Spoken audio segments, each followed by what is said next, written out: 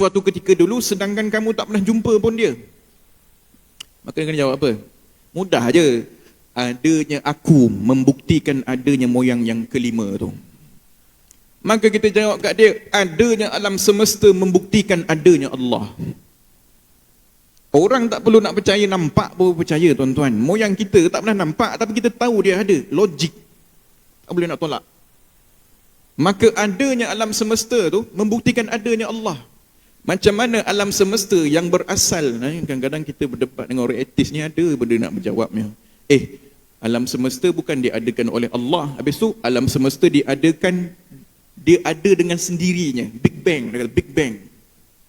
Penemuan saintis lebih kurang 100 tahun mengatakan teori Big Bang tu akan meletup alam semesta tu. Okey, kita jawab kat dia balik.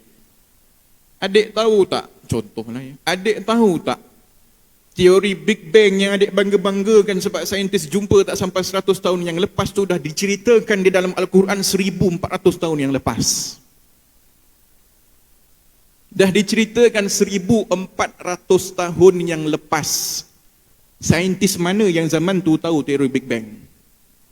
Awalam yaral ladzina kafaru. Ini kita nak sebut sikit lah. Siapa yang jumpa teori Big Bang? Orang kafir. Orang kafir jumpa teori Big Bang. Allah Ta'ala firman dalam Al-Quran, awalam yaral ladzina kafaru. Apakah orang-orang kafir tidak melihat annas samawati wal ardi kanata ratqa, bahwasanya langit dan bumi itu satu. Fafattaqnahuma, dan kami letupkan keduanya.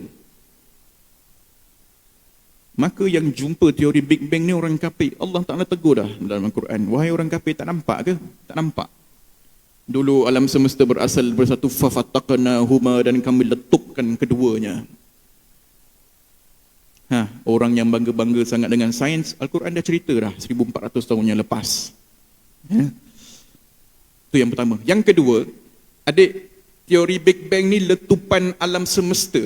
Dia bukan letupan macam, minta maaf bahasa kasar macam kentut kita tu, bukan. Kadang kita dengar lah jalan kat kubur kan, tiba-tiba dengar orang kentut. Kita cari tuan-tuan, bunyi kat mana datang tu. Mesti ada sumber dia, sumber gas yang kecil. Mesti ada sumber. Yang letup ni bukan macam kentut tu. Ini letupan alam semesta. Daripada mana datang tenaganya? Mana datang tenaga? Nak meletup alam semesta tu, tenaganya datang daripada mana? Kau pembelajar dalam sains, tenaga tidak boleh datang daripada ketiadaan. Mesti datang tenaga daripada satu sumber. Mana datang sumber tenaga tu kalau bukan daripada Allah? Tak boleh jawab. Para saintis yang mulhid yang mengatakan Tuhan tak ada tu, berpegang dengan alam semesta yang menjadikan dirinya sendiri, tak boleh jawab daripada mana datangnya tenaga. Daripada mana alam semesta yang kosong terciptanya atom tu. Tiba-tiba tercipta atom yang pertama daripada alam semesta tu, siapa yang tiba-tiba boleh ada, macam mana? Tak ada jawab. Adapun kita orang Islam tenang. Alam semesta diciptakan oleh Allah, semuanya diciptakan oleh Allah. Mudah aja kita ni. Sebab kita percaya bahawa Tuhan menciptakan segala-galanya. Jadi kadang-kadang kalau ada orang ragukan kita, kau tak pernah nampak Allah, macam mana kau tahu Allah tu ada? Jangan ragu tuan-tuan. Sebab kalau kita ragu ni, sekejap je akidah kita tu, kalau ragu tentang kewujudan Allah, kita pun boleh jadi murtad tuan-tuan. Bahaya. Wajib kita mengucap. Jadinya kalau ada datang bisikan ke, orang bisik, orang tanya kita ke, kena tahu adanya alam semesta membuktikan adanya Allah. Macam mana? Nanti kita belajar kat belakang lah. Macam mana nak membuktikan adanya alam semesta tu, membuktikan adanya Allah tu, panjang bahasan dia kat belakang nanti. Baik, itu ilmu tauhid. Menyelidiki, mengkaji tentang kepercayaan seseorang berkaitan dengan ketuhanan. Kadang-kadang ada orang jumpa kita, dia penyembah berhala, sembah patung. Dia kata, aku nampak Tuhan aku, kau tak nampak Tuhan kau, dia kata. Allah yang kau sembah tu kau tak pernah nampak. Kami nampak Tuhan kami patung ni. Dia cuba nak ragukan kita, kita ragukan dia balik. Kita ragukan dia balik. Mana Tuhan kamu? Ni patung. Oh ni Tuhan kamu. Ya. Oh ada tangan, ada kaki, ada mulut semualah. Cuba minta kat Tuhan kamu gerakkan jari sikit. Jari tu cuba gerakkan sikit. Saya boleh gerak jari. Saya ni.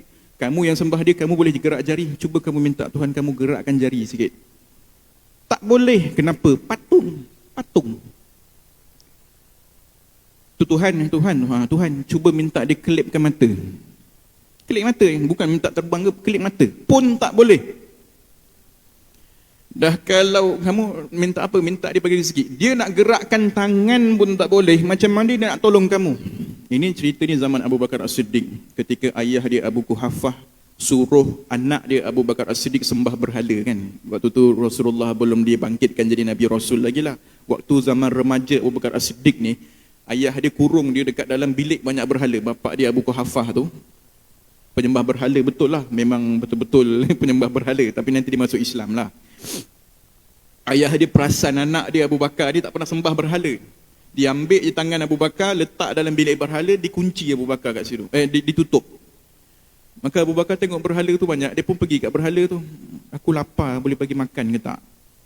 So Abu Bakar fikir, nak gerak tangan pun tak boleh, macam mana nak bagi aku makan ya? Itulah kita. Dia cuba ragukan kita ragukan dia balik. Yang kadang-kadang ada bentuk patung perutnya besar, perut buncit kan. Dia macam ni, perut buncit tu melambangkan kekayaan tu je. Kita tengok besar perut tu, tanya dekat dia.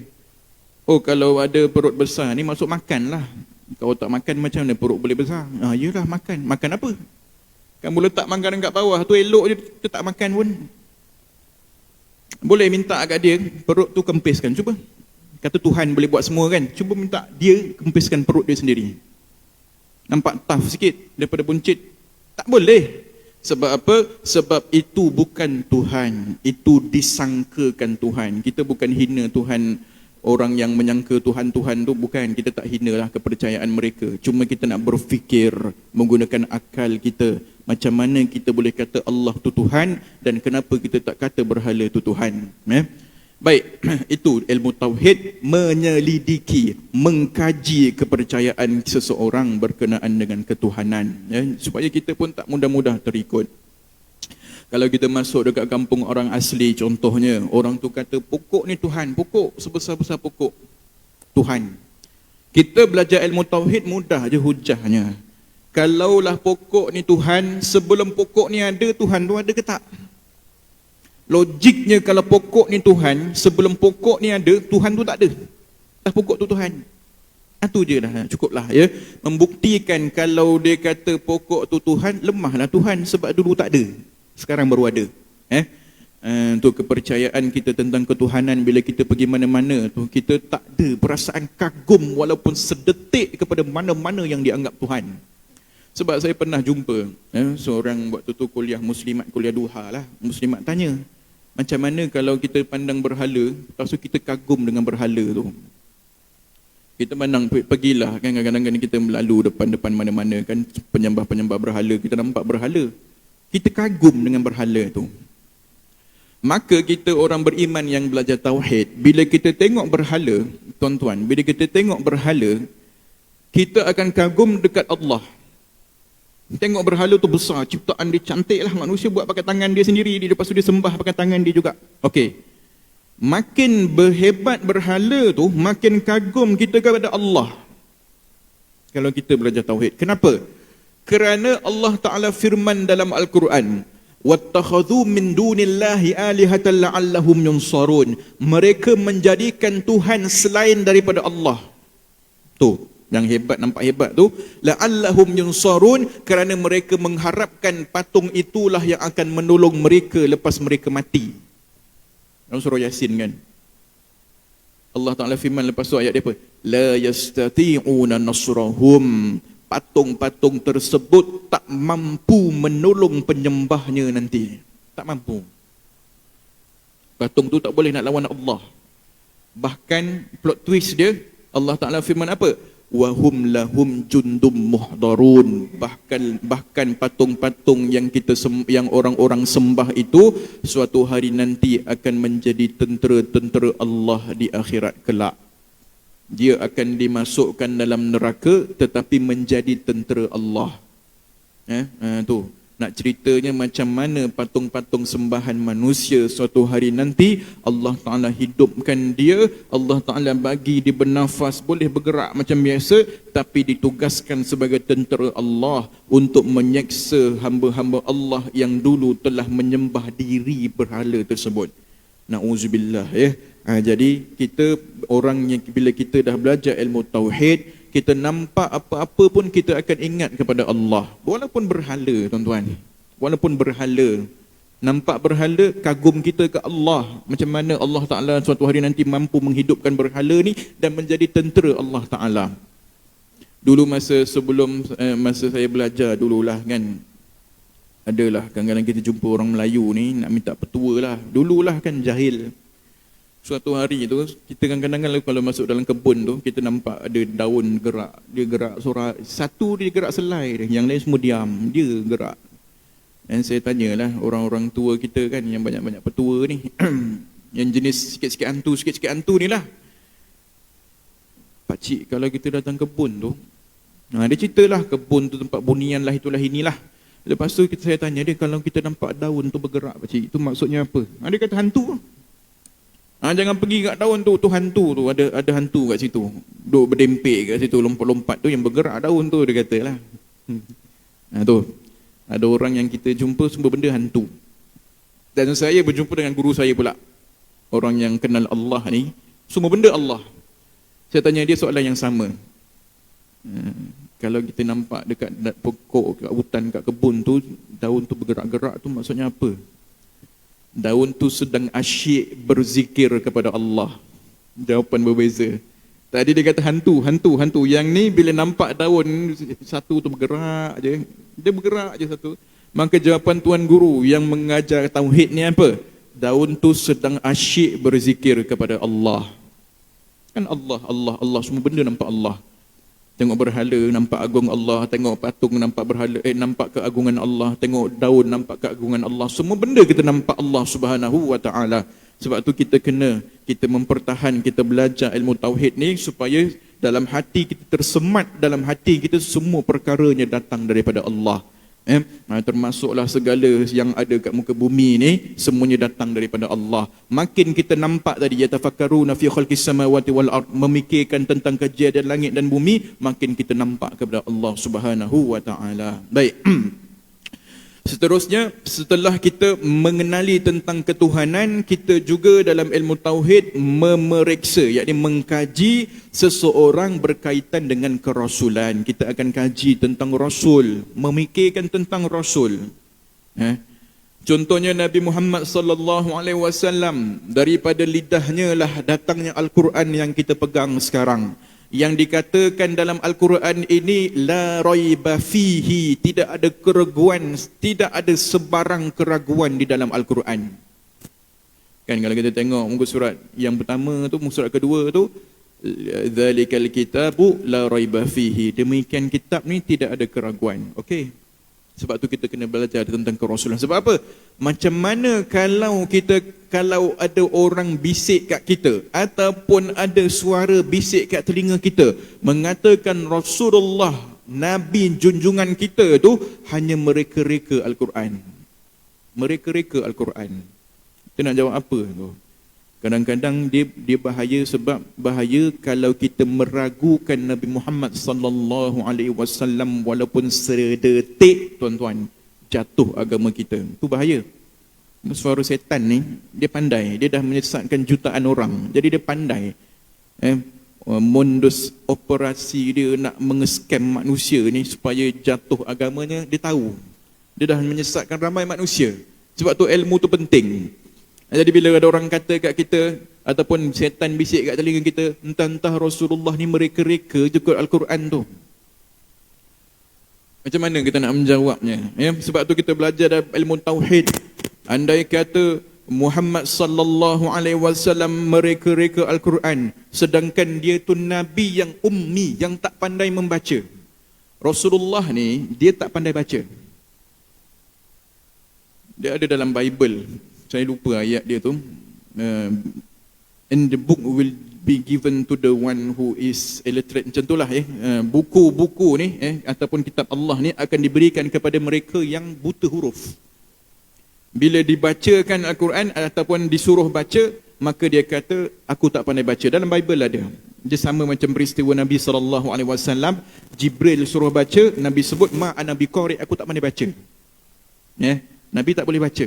Sebab tu kalau kita kunut kan, kunut kita tu, dia sunat bacanya penutup selawat dalam kunut kita tu, wassallallahu ala sayyidina Muhammadin nabiyil ummiyin. Ummi itu sunat.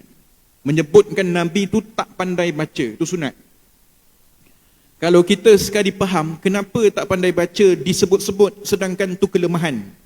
Tak pandai baca tu kelemahan kita. Kalau kita tak pandai baca, ya, itu kelemahan. Tetapi tak pandai baca kepada baginda sallallahu alaihi wasallam itu mukjizat. Mukjizat tu maksudnya melemahkan orang kafir untuk menuduh Nabi sallallahu alaihi wasallam mereka-rekakan Al-Quran. Al-Quran ni, nak ceritanya Abu Jahal ni, waktu diturunkan Al-Quran, Abu Jahal menentang Al-Quran, tapi dialah yang senyap-senyap dengar Nabi sallallahu alaihi wasallam membaca Al-Quran pada waktu malam. Ada seorang sahabat namanya Abu Sufyan. Abu Sufyan dia dulu dia ni gangster Mekah lah, ketua kafir Quraisy dekat Mekah. Abu Sufyan. Abu Sufyan ni antara orang yang menentang Nabi SAW dengan Abu Jahal. Geng lah Abu Sufyan dengan Abu Jahal ni dulu. Nanti Abu Jahal mati, Abu Sufyan nanti akhirnya masuk Islam. Masa Abu Sufyan masuk Islam, diceritakan balik waktu zaman jahiliah dulu, kami ni menentang dakwah Muhammad, tapi kami cintakan ayat Al-Quran yang dibaca oleh Nabi SAW tu. Ayatnya indah kan. Jadi aku, Abu Sufyan, pada suatu malam aku menghendap rumah Nabi, sebab Nabi baca Al-Quran pada waktu malam, Nabi baca Al-Quran. Aku menghendap rumah baginda SAW nak dengar Rasulullah baca Al-Quran. Tengah hendap, tiba-tiba ada Abu Jahal sekali kat situ. Abu Jahal pun ada sekali. Dia pun menghendap juga Rasulullah baca Al-Quran. Terperanjat Abu Sufyan. Apa kau buat kat sini, Abul Hakam? Kata Abul Hakam, kata Abu Jahal, dia pun terperanjat. Kau buat apa kat sini? Oh, nampaknya kita kena sihir dengan Muhammad. Kita kena sihir dengan Muhammad ni. Kita kena pukau ni. Balik kita berdua, balik. Esok jangan datang lagi. Esok kata Abu Sufyan, dia nak dengar lagi ayat Rasulullah tu. Dia kata, Abu Jahal tak datang, aku nak datang lagi. Sekali esok malam tu dia datang nak dengar Rasulullah baca Al-Quran. Ada juga Abu Jahal tengah menghendap nak dengar Nabi baca Al-Quran. Itu. Nak katanya, Abu Jahal sekalipun kagum dengan Al-Quran yang didatangkan Allah Ta'ala kepada baginda Muhammad sallallahu alaihi wasallam, yang Nabi sendiri tak boleh membaca. Dia menjadi hujah, menjadi melemahkan hujah orang kafir yang mengatakan Rasulullah mereka-reka Al-Quran sedangkan dia pun tak tahu baca. Baginda SAW tak boleh membaca. Bukan tak tahu, tak boleh, memang tak boleh. Ketika dalam perjanjian Hudaibiyah kan, masa Sayyidina Ali menuliskan perjanjian tu, orang kafir kan tak setuju. Dalam perjanjian tu daripada Muhammad Rasulullah. Orang kafir kata, kami tak nak Rasulullah ni, kami nak Muhammad je. Padam Rasulullah tu. Sayyidina Ali tak nak padam. Muhammad memang Rasulullah, aku tak nak padam. Ini nak ceritanya, Rasulullah suruh Sayyidina Ali padam. Wahai Ali, padam perkataan Rasulullah tu. Sayyidina Ali tak nak. Ya Rasulullah, aku tak sanggup padam perkataan Rasulullah tu. Kemudian Nabi ambil pemadam. Pemadam zaman tu lah. Nabi tanya kat Sayyidina Ali, di manakah perkataan Rasulullah? Sayyidina Ali tunjuk, Nabi padamkan perkataan tu. Memang Nabi tak boleh baca. Dia bukannya sebab macam kita tak boleh baca tu, lambatlah kita. Nabi memang tak boleh. Sebab itulah Al-Quran menjadi hujjah an-nabiyil ummiyin, Nabi yang buta huruf, memang tak boleh baca. Tapi didatangkan Al-Quran, bahasa yang paling agung, yang mana kalau saintis nak lawan pun tak boleh. Banyak perkara-perkara yang kita baru jumpa 100 tahun yang lepas, 50 tahun yang lepas, telah disebutkan di dalam Al-Quran 1400 tahun yang lepas. Tu, macam mana dia boleh reka-reka? Tak mungkin. Tidak ada kesalahan sains yang ada di dalam Al-Quran, tak ada. Bahkan banyak lagi sains yang diceritakan dalam Al-Quran yang kita belum dapat jumpa lagi. Contohnya jin lah, jin pun sains juga kan, ciptaan Allah Ta'ala. Allah Ta'ala ada cipta tentang jin, tapi ilmu sains tak dapat jumpa lagi sebab Al-Quran menceritakan perkara yang jauh di hadapan sampai kita terkedek-kedek lagi nak mengkajinya. Itu membuktikan Al-Quran daripada Allah Subhanahu Wa Ta'ala, bukan semata-mata dia rekaan. Kalau rekaan manusia, jumpa banyak kesalahan dalam Bible. Contoh dalam Al-Quran, Allah Ta'ala firman dalam Al-Quran, waja'ala asy-syamsa sirajan waja'ala al-qamara fihinna nura. Allah Ta'ala firman dalam Al-Quran, waja'ala al-qamara fihinna nura, dan Allah Ta'ala menjadikan bulan padanya ada cahaya. Fihinna nura tu maksudnya dia dapat cahaya, bulan tu dapat cahaya. Kita belajar dalam sains, cahaya bulan tu bukan cahaya dia, cahaya matahari. Allah Ta'ala firman Al-Quran, bulan tu ada cahaya, bukan dia bercahaya, dia dapat cahaya bulan tu. Dalam sains memang betul bulan tu datang cahayanya daripada matahari kan. Sedangkan dalam Bible menceritakan bulan tu dia bercahaya. Bulan tu memang macam matahari, dia bercahaya, dia ada cahaya dia sendiri. Maka sebab itulah saya sebutkan, kalaulah kitab Al-Quran ni rekaan manusia, kita akan jumpa banyak kesalahan macam dalam Bible. Dalam Bible kata bulan tu dia macam matahari, dia ada cahaya dia sendiri. Bukan. Sains sekarang telah membuktikan benda tu salah.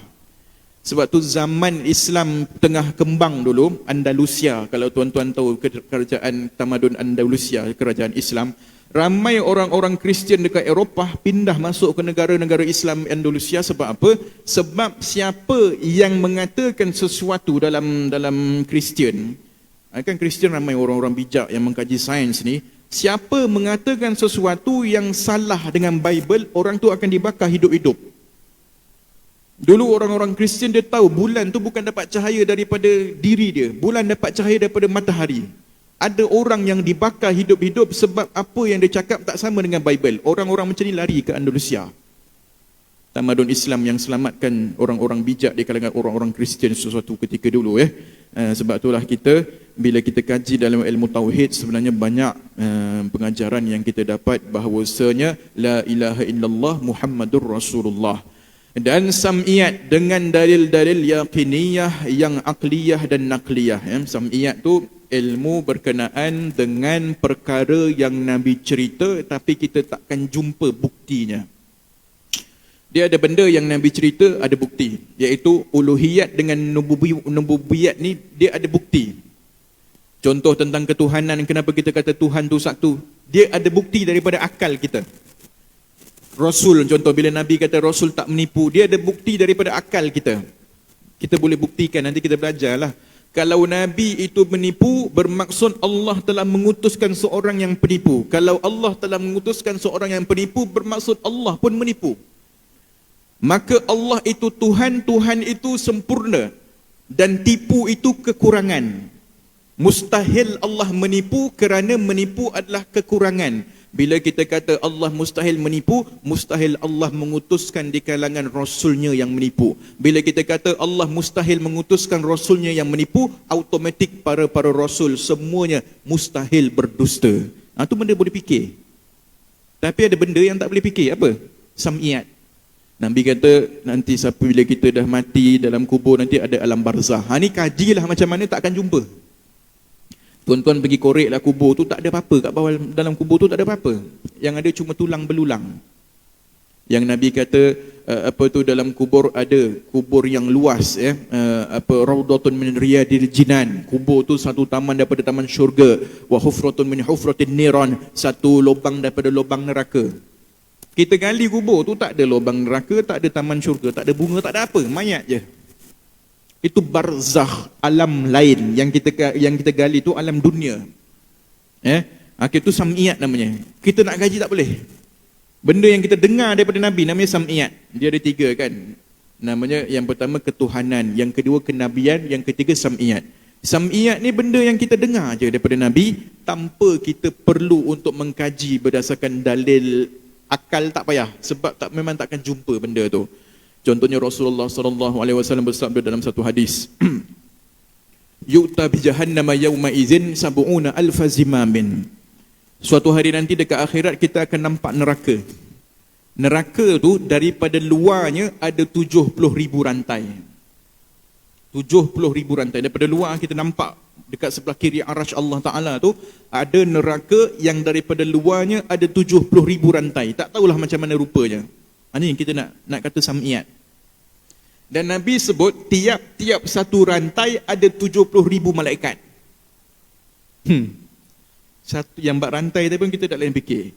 Nabi kata dekat neraka nanti daripada luar kita nampak ada 70,000 rantai. Tak tahu macam mana.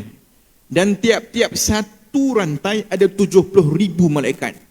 Dan tiap-tiap satu malaikat, ulama kata daripada bahu kanan nak ke bahu kiri tu mengambil masa 1000 tahun perjalanan. Bayangkan neraka tu macam mana. Tak boleh bayang. Kita dengar je Nabi kata, tapi nak bayang tu dah tak boleh dah. Sebab itulah itu yang disebutkan oleh baginda sallallahu alaihi wasallam.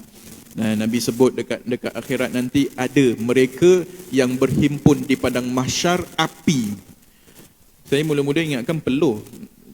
Tapi bila saya tengok balik hadis tu, Nabi sebut api. Api yang sampai dekat lutut. Ada api yang sampai dekat pinggang. Ada yang api sampai kat hidung. Dia rendam kat dalam tu. Kita tak boleh bayangkan macam mana alam mahsyar, padang mahsyar tu macam mana keadaannya. Ada yang berjalan menggunakan kaki macam kita, ada yang berjalan menggunakan perut macam ular tu, ada yang berjalan menggunakan kepala yang kat bawah, kaki yang kat atas jalan. Macam mana? Entah. Nabi cakap itu berimanlah kita. Ada yang mukanya macam beruk, ada yang mukanya macam monyet, macam-macam. Ke akhirat nanti. Benda yang kita tak dapat nak fikirkan. Nabi sebut dekat akhirat nanti ada golongan orang-orang yang tak sembahyang. Sekali tak sembahyang diazab 300 tahun di neraka. 300 tahun di neraka, sehari hari neraka 10,000 tahun dunia. Boleh bayangkan? Sekali tinggal sembahyang. Azabnya apa? Azabnya kita akan pecahkan kepala kita sendiri dekat batu. Dan Rasulullah SAW ketika Isra' Mi'raj, Nabi nampak seorang manusia yang pecahkan kepala dia dekat batu sampai kepalanya hancur. Lepas tu kepalanya jadi biasa balik. Okey. Kat dalam syurga neraka, tuan-tuan, puan-puan, kita kena faham, dia tak ada mati. Kita kalau logik hancur kepala mati. Dekat neraka tak mati. Maksudnya waktu kepala kita hancur, orang yang tak sembahyang tu, waktu kepalanya hancur dihentakkan dekat batu, hancur kepalanya, dihidup. Dia rasa kesakitan tu. Kemudian Allah Ta'ala jadikan elok balik, dipecahkan balik kepalanya. Itulah yang berlanjutan untuk 300 tahun bagi sekali tak sembahyang. Sebab itulah dalam ulama' mengatakan wajib qada sembahyang. Siapa-siapa yang dulu ada tinggal sembahyang, waktu kita muda, waktu kita nakal dulu, wajib kita qadakan sembahyang balik. Wajib.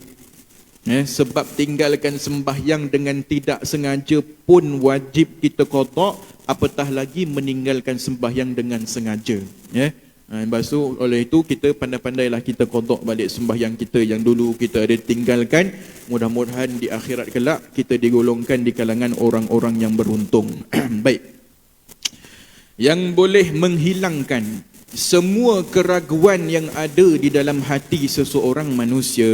Jadi ilmu tauhid ini insya-Allah akan menghilangkan keraguan, menghilangkan syak kita. Kat mana? Di dalam hati seseorang manusia. Jadi hati kita tak ada syak lagi tentang Allah, tentang Nabi Muhammad sallallahu alaihi wasallam. Dulu saya bawa Grab, tuan-tuan, sebelum saya ambil tauliah ni, ataupun waktu tu saya dah ada tauliah, cuma ceramah tak banyak.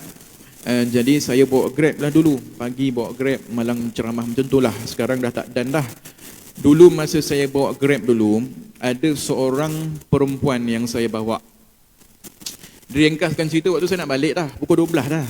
Nak balik dah. Masuk ke bengkel tu, tiba-tiba dapat balik pesanan. Hantarnya kat KL. Dalam apa apps tu saya tengok namanya lelaki. Tak apalah.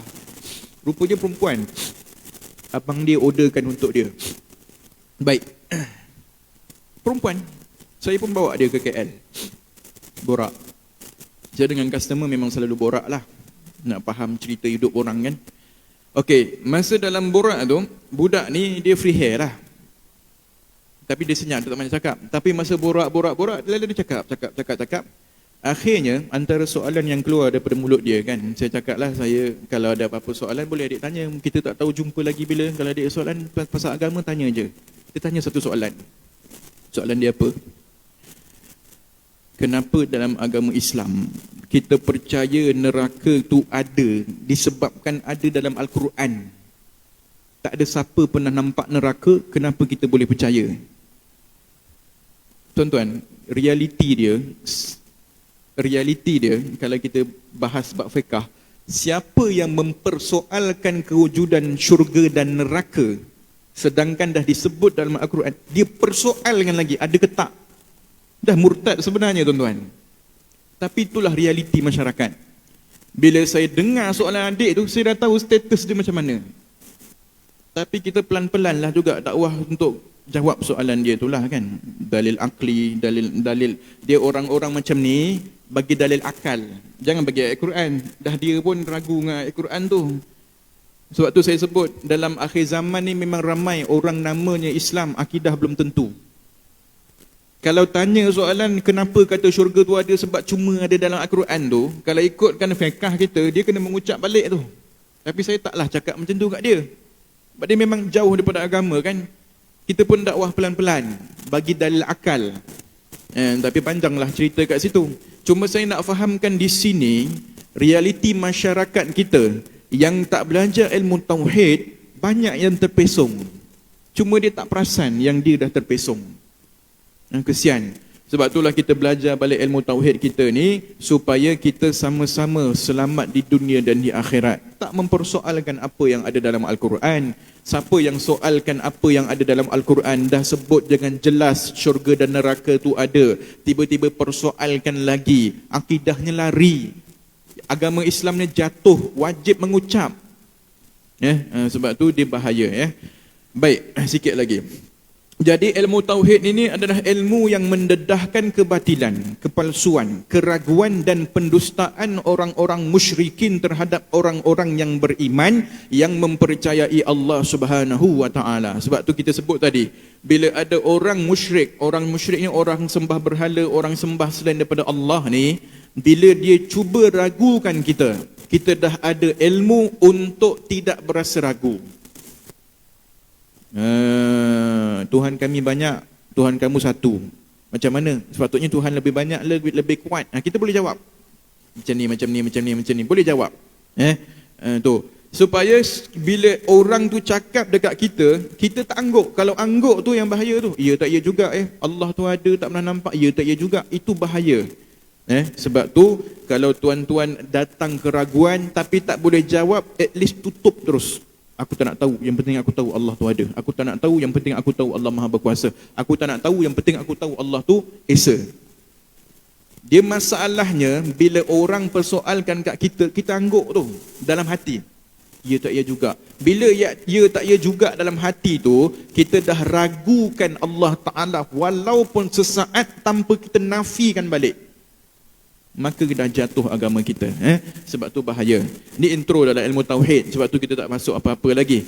Jadi kita nak menentang kebatilan, keraguan, pendustaan orang-orang musyrikin terhadap orang yang beriman, yang mempercayai Allah, Rasul-Rasul, kitab-kitab Allah, hari akhirat. Terutamanya hari akhirat kan. Macam mana kau boleh tahu nanti kita hidup balik sedangkan kau pun tak mati lagi, dia kata. Tu kita boleh jawab. Qada dan qadar. Ini qada yang qadar dan qadar pun bahaya.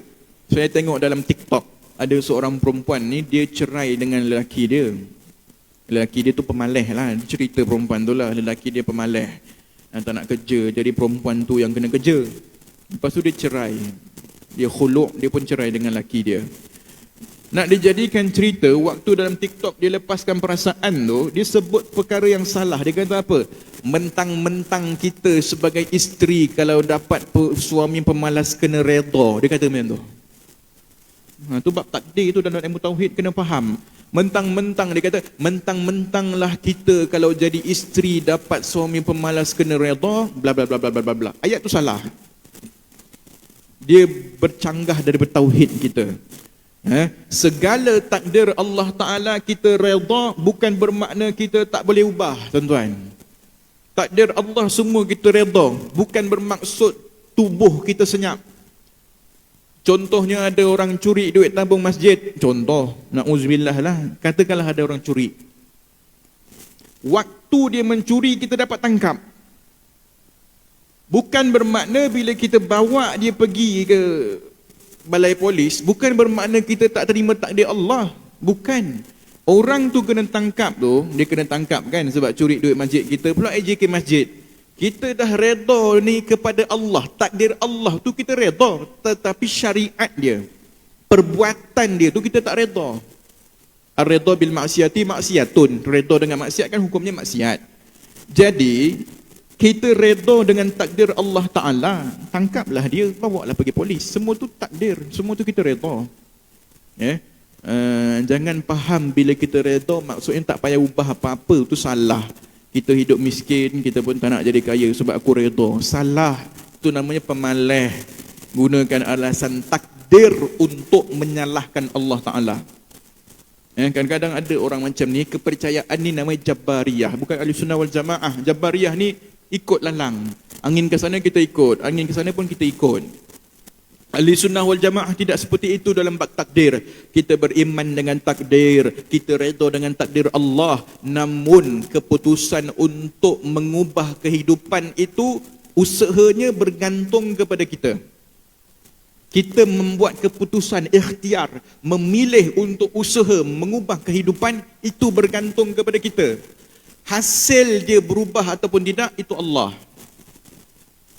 Maka kita Ahlussunnah wal Jamaah, walaupun kita beriman dengan qada dan qadar Allah, bukan bermaksud kita tak payah buat apa-apa, kita tak payah ubah takdir apa-apa. Itu salah.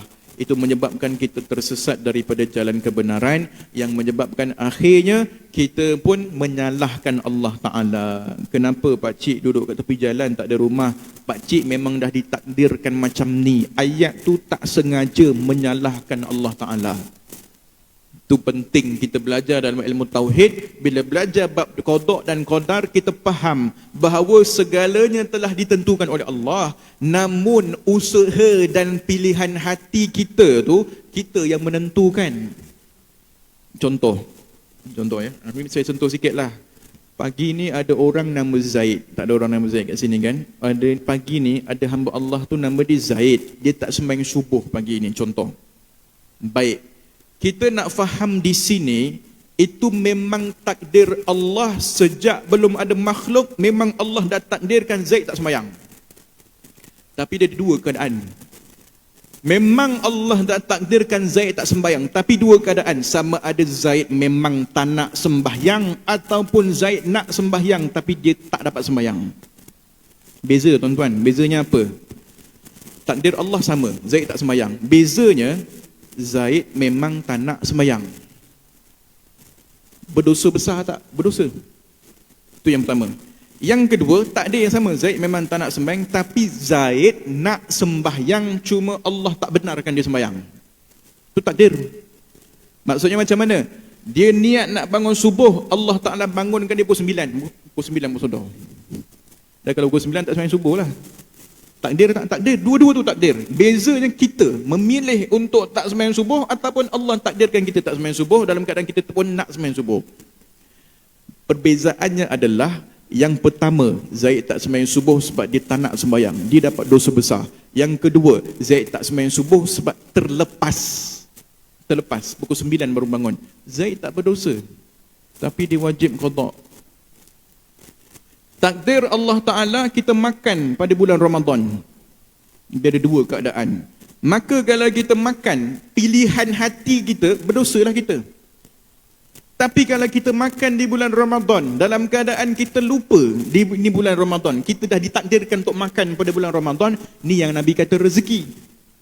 Tapi jangan dia teruskan lagi, telan lagi. Bila kita ingat tu terludah lah. Itu dalam bab fiqh lah. Kita nak faham kat sini, dua-dua takdir Allah. Bezanya pilihan hati kita. Semua dalam kehidupan kita ni takdir Allah. Bezanya hati kita, nak ke tak nak, kita usaha ke tidak. Sebab tu Nabi sebut, ulama mengatakan manjada wajada, siapa bersungguh dia akan dapat. Bukan bermaksud habis kalau takdir, ada orang-orang Jabariyah ni bila belajar bab takdir, macam tu tak payah usahalah, semua dah ada. Syurga neraka dah ada, buat apa nak usaha? Beribadat kat mana pun masuk neraka kalau takdir. Buat maksiat macam mana pun masuk syurga kalau dah takdir. Baik, tak payah buat apa-apa. Kata Jabariyah, salah. Allah Ta'ala dah menentukan takdir kita sebab Allah dah tahu pilihan hati kita nak pilih apa. Hari ini Allah dah letakkan kita dekat Masjid Surau ni sebab Allah dah tahu. Allah Ta'ala takdirkan sebelum ada makhluk lagi. Sebab Allah dah tahu tiap-tiap hati dalam hati kita ni memilih untuk datang ke sini. Dan Allah benarkan. Maka kita datang sini takdir Allah. Sebab kalau kita nak datang dan Allah tidak benarkan, kita takkan datang walaupun kita nak datang. Ada orang nak datang subuh terlepas. Tahu-tahu dah komat dah, dia bangun dah komat dah kat sana. Tak dapat nak datang. Pahala tetap dapat. Pahala azam tu dapat. Tapi pahala datang tu lah tak dapat. Maka itu sedikitlah kita menyentuh berkenaan dengan takdir dan macam-macam perkara yang kita akan belajar dalam tauhid, yang mudah-mudahan kita semua tidaklah menjadi Jabariyah, berserah diri kepada takdir tanpa ada sebarang usaha. Sebab tu kerja kita usaha, hasil tu Allah. Kita pandang usaha kita, hasil tu Allah. Adapun usaha tu kita yang buat keputusan untuk meneruskan keadaan tersebut ataupun mengubah keadaan tersebut. Jangan sesekali menyalahkan takdir. Memang takdir aku dah macam ni, jangan. Ulama mengharamkan. Kenapa kau mencuri, dek? Saya memang daripada kecil Allah Ta'ala dah tadi saya mencuri. Jangan cakap macam tu. Tapi itulah zaman sekarang ni ramai orang tak faham tentang perkara macam ni, macam-macam lah yang dia kata. Sampai satu tahap saya pernah dengar satu kuliah Jumaat. Ni nak tegur sikit lah kan, kadang-kadang asatizah tak perasan. Saya pun ada tersalah juga, tapi hati-hati dalam bab tauhid. Kadang-kadang bila dia cakap macam ni tuan-tuan, lah santai kan, kuliah Jumaat kan santai. Dia cakap macam ni. Saya pun, dia kata macam ni. Adik-adik kena ingat Allah Ta'ala ciptakan malaikat kanan dan kiri ni supaya dicatat amalan kita. Kenapa dicatat amalan kita? Supaya Allah tahu bla bla bla bla bla bla. Supaya Allah tahu kita buat apa. Ayat tu silap dan salah. Bila kita kata malaikat kiri dan kanan Allah ciptakan untuk mencatat amalan tu betul, tapi supaya Allah tahu tu salah. Kerana Allah tetap tahu walaupun Allah tak ciptakan malaikat. Sebab tu kalau sebut kita hati-hati. Habis tu kenapa Allah Ta'ala ciptakan malaikat kanan dan kiri? Supaya kita tak boleh melawan. Bila Allah Ta'ala nanti masukkan orang kafir ataupun orang yang engkar di dalam neraka, mereka telah disaksikan dengan amalan mereka sendiri. Mereka tak boleh lawan. Betul, aku memang layak masuk neraka. Bila orang tu masuk dalam syurga, dia tahu, aku sebenarnya tak layak masuk syurga ni sebab amalan aku sikit. Tapi dengan kasih sayang Allah, Allah Ta'ala masukkan aku dalam syurga yang tinggi. Itu fungsi amalan dicatat tu. Bukan sebab supaya Allah baca, Allah tahu. Kadang-kadang itulah supaya kita hati-hati dengan percakapan kita melibatkan Allah Ta'ala ni, hati-hati. Kadang-kadang dalam TikTok tu sampai dia kata macam ni, Allah nak sweet-sweet dengan kita. Dia kata macam tu. Letih kita baca. Allah nak sweet-sweet dengan kita. Allah, Tuhan kita. Sweet-sweet dia kata. Sweet-sweet tu sifat makhluk. Dia kalau kita belajar tentang ketuhanan ni, Allah kalau nak dia bagi semua. Apa sweet-sweet pula macam tu nisbahkan kepada makhluk, sedangkan itu Allah laisa kamislihi syai'un, tidak sama dengan makhluk walau sehabu apa pun. Jangan disama-samakan makhluk dengan Allah Subhanahu wa taala. Mudah-mudahan kita dalam perjalanan kita mendalami ilmu tauhid, kita perbaiki balik adab kita dan percakapan kita tatkala kita berbicara, supaya percakapan kita benar dan berada di dalam landasan ahli sunnah wal jamaah. Kita tidak terlalu berpegang dengan usaha tanpa melibatkan Allah, maka dinamakan sebagai Qadariyah ataupun Mu'tazilah. Dan kita tak bergantung kepada takdir tanpa usaha, maka kita seperti fahaman Jabariyah, orang yang bergantung kepada takdir. Kita ahli sunnah wal jamaah, kita berada di pertengahan. Kita yakin semuanya telah ditakdirkan oleh Allah, namun Allah melepaskan usaha dan pilihan hati kepada kita untuk apa yang kita pilih. Maka jalanan syurga dan neraka itu Allah Ta'ala tentukan kerana Allah dah tahu kita akan pilih apa dalam kehidupan kehidupan ini. Maka tanggungjawab Allah tu dah selesai. Tanggungjawab kita, kita memilih perkara yang baik. Kerana itulah takdir Allah Ta'ala di hadapan kita berdasarkan pilihan hati kita, kita yang pilih. Ya. Wallahu subhanahu wa ta'ala a'lam. Saya minta maaf zahir dan batin di atas segala kekhilafan, kekurangan dan keaiban. Dan kita tutup kuliah kita pada pagi ini dengan tasbih kafarah dan suratul asrah. Subhanakallahumma wa asyhadu an la ilaha illa anta.